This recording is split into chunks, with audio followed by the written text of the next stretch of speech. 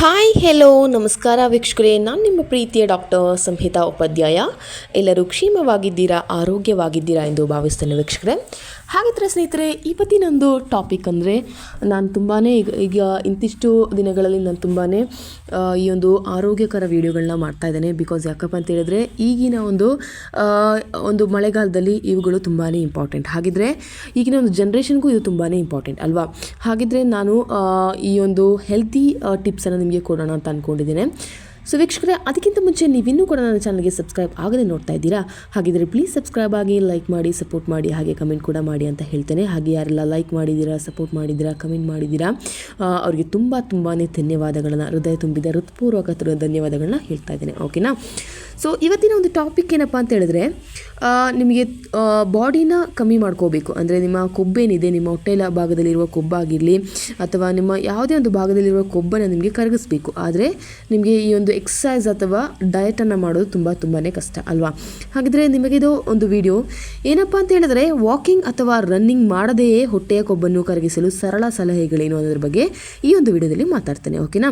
So ಎಲ್ಲರೂ ಕೂಡ ಹೊಟ್ಟೆ ಕರಗಿಸ್ಬೇಕು, ಎಲ್ಲರೂ ಕೂಡ ಸ್ಲಿಮ್ ಆಗಬೇಕು, ಸ್ಲಿಮ್ ಫಿಟ್ ಆಗಬೇಕು ಅಂತ ಆಸೆ. ಆದರೆ ಈ ಒಂದು ವಾಕಿಂಗ್ ಮತ್ತು ರನ್ನಿಂಗ್ ಮಾಡೋದು ನಿಮಗೆ ತುಂಬಾ ಕಷ್ಟ ಅಂತಲೇ ಗೊತ್ತು. ಅದು ಬಿಟ್ಟು ಈ ವಾಕಿಂಗ್ ಆ್ಯಂಡ್ ರನ್ನಿಂಗ್ ಮಾಡೋದು ತುಂಬ ಕಷ್ಟ ಅಂತ ಇರಬೇಕಾದ್ರೆ ಹೇಗೆ ನೀವು ಈ ಒಂದು ಎಕ್ಸಸೈಸ್ ಮಾಡ್ತೀರಾ ಅಲ್ವಾ.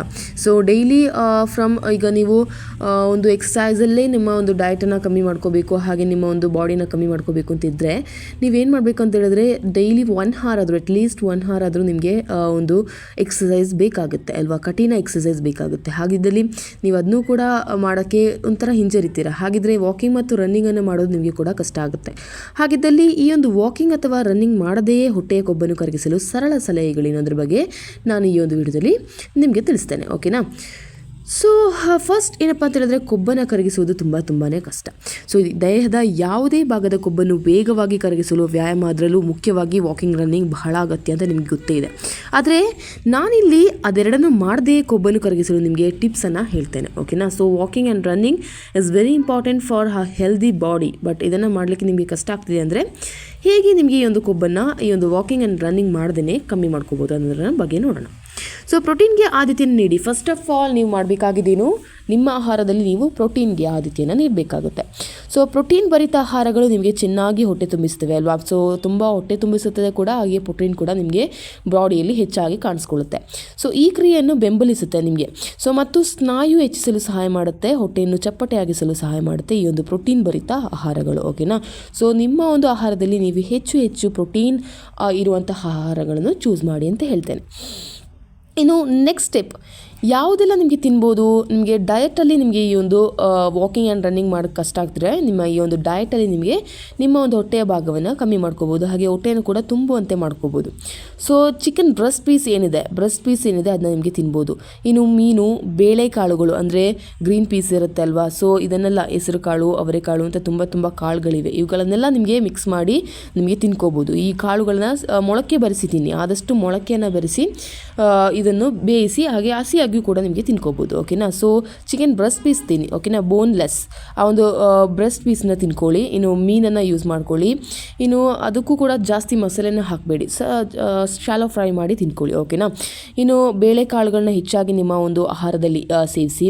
ಇನ್ನು ಮೊಟ್ಟೆ, ಹಾಲಿನ ಉತ್ಪನ್ನಗಳು, ನಟ್ಸ್, ನವಣೆ, ಓಟ್ಸ್, ತೋಪು, ಬ್ರೊಕೊಲಿ, ಮೊಳಕೆ ಕಾಳುಗಳು, ಮೊಸರು ಇವುಗಳನ್ನು ನಿಮ್ಮ ಒಂದು ಡಯಟ್ನಲ್ಲಿ ನೀವು ಇನ್ಕ್ಲೂಡ್ ಮಾಡ್ಕೊಳ್ಳಿ ಅಂತ ಹೇಳ್ತೇನೆ. ಓಕೆ. ಸೊ ಮೊಳಕೆ ಕಾಳುಗಳು ತುಂಬ ಪ್ರಾಧಾನ್ಯತೆಯನ್ನು ಪಡೆದಿದೆ ಅಂತ ನಾನು ಹೇಳ್ತೇನೆ. ಓಕೆನಾ. ಸೊ ಇವುಗಳನ್ನೆಲ್ಲವನ್ನು ನಿಮಗೆ ತಿನ್ಬೋದು. ಇನ್ನು ಒಂದು ಇಂಪಾರ್ಟೆಂಟ್ ಆದಂತಹ ವಿಷಯ ಏನಪ್ಪ ಅಂತ ಹೇಳಿದ್ರೆ, ನೀವು ಹೆಚ್ಚಿನ ಸಕ್ಕರೆಯನ್ನು ಇಷ್ಟಪಡುವವರಾಗಿದ್ದರೆ, ಸ್ವೀಟನ್ನು ಇಷ್ಟಪಡುವವರಾಗಿದ್ದರೆ ಅದನ್ನು ಕಮ್ಮಿ ಮಾಡಿ ಅಂತ ಹೇಳ್ತೇನೆ. ಸೊ ಸಕ್ಕರೆ ಇರುವಂತಹ ವಸ್ತುಗಳನ್ನು ಕಮ್ಮಿ ಮಾಡಿ. ಸೊ ಇದು ನಿಮ್ಮ ದೇಹದಲ್ಲಿ ಹೆಚ್ಚಿನ ಕೊಬ್ಬನ್ನು ಹೆಚ್ಚಿಸಲಿಕ್ಕೂ ಕೂಡ ಕಾರಣವಾಗುತ್ತೆ. ಆದರೆ ನಾನು ಅದನ್ನ ಜಾಸ್ತಿಯಾಗಿ ಹೇಳ್ತಾ ಇಲ್ಲ, ಬಿಕಾಸ್ ನಿಮಗೆ ತುಂಬ ಇಷ್ಟ ಇರುವ ವಸ್ತುಗಳನ್ನು ಬಿಡಲಿಕ್ಕಾಗೋದಿಲ್ವಲ್ಲ. ಹಾಗಿದ್ರೆ ಸ್ವಲ್ಪ ಕಮ್ಮಿ ಮಾಡಿ ಸಕ್ಕರೆಯನ್ನು. ಓಕೆನಾ. ಸೊ ಸಕ್ಕರೆ ಪಾನೀಯಗಳು, ಸಂಸ್ಕರಿಸಿದ ಆಹಾರಗಳೇನಿವೆ ಮತ್ತು ಸಂಸ್ಕರಿಸಿದ ಕಾರ್ಬೋಹೈಡ್ರೇಟ್ಗಳನ್ನು ಮಿತಿಗೊಳಿಸಿ. ಇದು ಹೊಟ್ಟೆಯ ಕೊಬ್ಬಿನ ಶೇಖರಣೆಗೆ ಕಾರಣವಾಗಬಹುದು. ಓಕೆನಾ. ಸೊ ಇವುಗಳು ಏನಾಗುತ್ತೆ ಅಂದರೆ, ಹೊಟ್ಟೆಯಲ್ಲಿರುವ ಕೊಬ್ಬಿನ ಒಂದು ಶೇಖರಣೆಗೆ ಈ ಒಂದು ಸ್ವೀಟ್ಸೇ ಕಾರಣ. ಸೊ ಇದನ್ನು ಸಕ್ಕರೆಯನ್ನು ಕಮ್ಮಿ ಮಾಡಿ ಅಂತ ಹೇಳ್ತೇನೆ. ಇನ್ನು ಫೈಬರ್ ಅಥವಾ ನಾರು ಜಾಸ್ತಿ ಇರಲಿ ನಿಮ್ಮ ಒಂದು ಆಹಾರದಲ್ಲಿ, ಓಕೆನಾ. ಸೊ ಹಣ್ಣುಗಳು, ತರಕಾರಿಗಳು ಮತ್ತು ಧಾನ್ಯಗಳಂತಹ ಫೈಬರ್ ಭರಿತ ಆಹಾರಗಳು ನಿಮಗೆ ಹೊಟ್ಟೆ ತುಂಬಿದ ಭಾವನೆ ನೀಡುತ್ತವೆ ಮತ್ತು ನಿಮ್ಮ ಹಸಿವನ್ನು ಕಡಿಮೆ ಮಾಡ್ತದೆ. ಜೊತೆಗೆ ನಿಮ್ಮ ದೇಹಕ್ಕೆ ಫೈಬರ್ ಮತ್ತು ನಾರು ಜಾಸ್ತಿ ಸಿಗುತ್ತೆ, ಓಕೆನಾ. ಸೊ ಫೈಬರ್ ಮತ್ತು ನಾರು ನಿಮ್ಮ ಒಂದು ಡಯಟ್ ಪ್ಲಾನಲ್ಲಿ ಜಾಸ್ತಿ ಇರಲಿ, ಇನ್ಕ್ಲೂಡ್ ಮಾಡ್ಕೊಳ್ಳಿ ಅಂತ ಹೇಳ್ತೇನೆ. ಇನ್ನು ಶಕ್ತಿ ನೀಡುವ ವ್ಯಾಯಾಮ ಮಾಡಿ. ಶಕ್ತಿ ನೀಡುವ ವ್ಯಾಯಾಮಗಳು ಯಾವುದು ನಿಮಗೆ ಗೊತ್ತೇ ಇದೆ, ಯೋಗ, ಓಕೆನಾ. ಸೊ ಶಕ್ತಿ ನೀಡುವ ವ್ಯಾಯಾಮವನ್ನು ನಿಮ್ಮ ಒಂದು ಸ್ವಲ್ಪ ಒಂದು ಹಾಫ್ ಆನ್ ಅವರ್ ಆದರೂ ಇನ್ಕ್ಲೂಡ್ ಮಾಡ್ಕೊಳ್ಳಿ ಅಂತ ಹೇಳ್ತೇನೆ. ಸೊ ಸ್ನಾಯುವನ್ನು ಹೆಚ್ಚಿಸಲು, ಚಯಾಪಚಯ ಚೆನ್ನಾಗಿ ಆಗಲು, ಇನ್ನು ಸೈಕಲ್ ಕ್ರಂಚಸ್ ಮಾಡ್ಕೊಳ್ಳೋದು ಆಗಲಿ, ನಿಮ್ಮ ಒಂದು ಜಿಮ್ಮಲ್ಲಿ ನೀವು ಕಾಣ್ತಿರಲ್ಲ ಸೈಕಲ್ ಕ್ರಂಚಸ್ ಮತ್ತು ಕಾಲೆತ್ತೋದು ಮತ್ತು ಪೆಲ್ವಿಕ್ ಲಿಫ್ಟ್ಗಳಂತಹ ವ್ಯಾಯಾಮಗಳನ್ನು ನೀವು ಮಾಡಿ, ಓಕೆನಾ. ಸೊ ಸಿಂಪಲ್ ಆಗಿರುವ ವ್ಯಾಯಾಮಗಳೇನಿವೆ ಅವುಗಳನ್ನ ನಿಮ್ಮ ಒಂದು ಡಯಟ್ ಪ್ಲಾನಲ್ಲಿ ಅಥವಾ ನಿಮ್ಮ ಡೈಲಿ ರುಟೀನಲ್ಲಿ ಅಳವಡಿಸ್ಕೊಳ್ಳಿ ಅಂತ ಹೇಳ್ತೇನೆ. ಇನ್ನು ಇವುಗಳು ಕಿಬ್ಬೊಟ್ಟೆಯ ಸ್ನಾಯುಗಳನ್ನು ಬಲಗೊಳಿಸುತ್ತವೆ ಕೂಡ, ಗೊತ್ತಾ. ಅದಕ್ಕೆ ನಾನು ಹೇಳ್ತೇನೆ, ಈ ಒಂದು ಕಿಬ್ಬೊಟ್ಟೆಯ ಸ್ನಾಯುಗಳು ನಿಮಗೆ ಫಸ್ಟ್ ನೀವು ಹೊಟ್ಟೆನ ಕಮ್ಮಿ ಮಾಡ್ಕೋಬೇಕು ಅಂದರೆ ನಿಮ್ಮ ಒಂದು ಕಿಬ್ಬೊಟ್ಟೆನ ನೀವು ಕಮ್ಮಿ ಮಾಡಬೇಕಾಗುತ್ತೆ. ಸೊ ಕಿಬ್ಬೊಟ್ಟೆನ ಕಮ್ಮಿ ಮಾಡ್ಕೋಬೇಕು ಅಂದರೆ ಅದು ಫಸ್ಟ್ ಸ್ಟೆಪ್. ನಿಮ್ಮ ಒಂದು ಹೊಟ್ಟೆನ ಕರಗಿಸೋದ್ರಲ್ಲಿ ಫಸ್ಟ್ ಸ್ಟೆಪ್ ಏನಪ್ಪ ಅಂತ ಹೇಳಿದ್ರೆ ಕಿಬ್ಬೊಟ್ಟೆ. ಸೊ ಕಿಬ್ಬೊಟ್ಟೆನ ನೀವು ಕಮ್ಮಿ ಮಾಡ್ಕೋಬೇಕು ಫಸ್ಟ್ ಆಫ್ ಆಲ್ ಅಂತ ಹೇಳಿದ್ರೆ ನೀವು ಸ್ವಲ್ಪ ವ್ಯಾಯಾಮವನ್ನು ಮಾಡಲೇಬೇಕಾಗುತ್ತೆ. ಆದರೆ ಈ ಒಂದು ವಾಕಿಂಗ್ ಆ್ಯಂಡ್ ರನ್ನಿಂಗ್ ಏನಿದೆ ಇದನ್ನ ಬಿಟ್ಬಿಟ್ಟು ನಿಮ್ಮ ಮನೆಯಲ್ಲೇ ನಿಮಗೆ ಈ ಒಂದು ಸಿಂಪಲ್ ವ್ಯಾಯಾಮಗಳನ್ನ ಹಾಫ್ ಆನ್ ಅವರ್ ಮಾಡ್ಕೋಬೋದು ಅಂತ ಹೇಳ್ತೇನೆ, ಓಕೆನಾ. ಸೊ ಈ ವಿಷಯಗಳನ್ನ ನೀವು ನಿಮ್ಮ ಲೈಫಲ್ಲಿ ಒನ್ ಡೇ ಮಾಡಿದ್ರೆ ಸಾಲೋಕ್ಕಿಲ್ಲ. ನಾನು ಈಗಲೇ ಹೇಳ್ತೇನೆ, ಯಾವುದೇ ಒಂದು ನಿರ್ಧಾರವನ್ನು ತಗೊಳ್ಳಿ, ಒನ್ ಡೇ ನೀವು ಅದನ್ನ ಮಾಡ್ತೀರಾ ಮತ್ತೆ ಬಿಡ್ತೀರಾ ಅಂತ ಹೇಳಿದರೆ ಖಂಡಿತವಾಗ್ಲೂ ಇದಾಗೋದಿಲ್ಲ, ಓಕೆನಾ.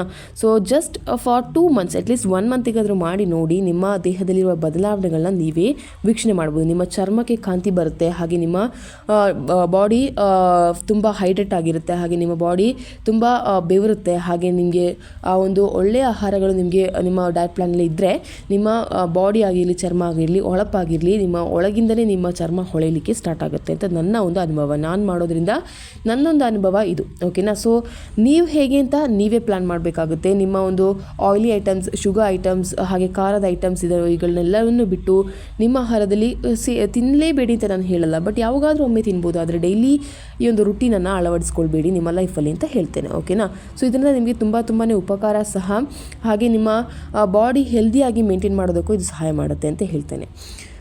ಇನ್ನು ಈ ಒಂದು ಡಯಟ್ ಪ್ಲ್ಯಾನ್ ನಾವು ಎಷ್ಟು ತನಕ ಮಾಡಬೇಕು ಅಥವಾ 6 months ಮಾಡಿಬಿಟ್ರೆ ಇದು ಸರಿಯಾಗುತ್ತಾ ಅನ್ನೋ ಒಂದು ಕ್ವೆಶನ್ ಕೂಡ ತುಂಬ ಜನರಲ್ಲಿ ಇರುತ್ತೆ.